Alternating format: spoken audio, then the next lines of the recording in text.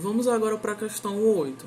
A posição de um móvel em movimento uniforme varia com o tempo conforme a tabela que segue. Aí, como vocês podem ver aqui nessa tabela, ó, a gente tem aqui, S significa posição, né? Então, as posições com o passar do tempo. Então, o tempo aqui está passando e aqui vai indicando a posição em que esse automóvel estava, né, nesse tempo.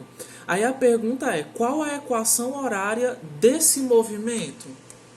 Vamos lá. Eu copiei aqui para vocês a tabelinha para a gente visualizar melhor. Galera, é o seguinte, ó.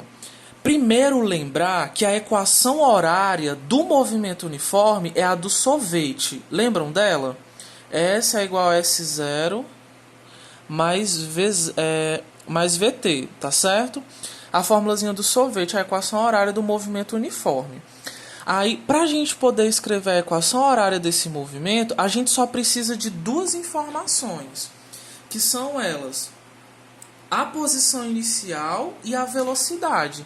Se você souber qual é a posição inicial e qual é a velocidade, troca aqui nessa equaçãozinha e pronto. Você achou a equação horária do movimento de um corpo, tá certo? Aí, olha só, galera. No tempo zero, ou seja, no início, qual era a posição que esse automóvel estava? Estava na posição 25 metros. Então, no lugar desse S0 aqui, dessa posição inicial, vocês vão escrever 25, tá certo? Agora aqui a velocidade. Qual é a velocidade aqui desse movimento? Vamos fazer aqui do lado. Gente, velocidade é sempre aquela formulazinha, variação do espaço dividido pela variação do tempo. Variação do espaço. Lembra que variação do espaço é a posição final menos a inicial? Qual é a posição final, ó? É a 5, concorda? Ele começou no 25, né? E no fim ele estava na posição 5. Então a posição final é 5 e a gente subtrai da posição inicial, que era 25. E a mesma coisa a gente faz com a variação do tempo. Tempo final, 5, menos tempo inicial, 0.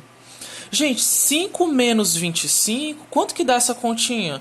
Se eu tenho 5 e tiro 25, primeiro que essa conta vai ficar negativa, né? E aí vai ficar quanto?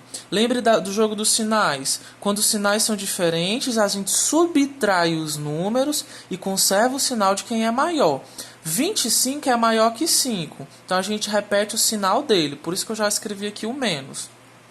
E subtraindo, se eu tenho 25 e tiro 5, fica 20, né? Sobre 5 menos 0, 5. Vamos continuar aqui, ó. Gente, primeiro pensando no sinal. Menos dividido para mais, porque esse 5 é positivo, dá menos, não é?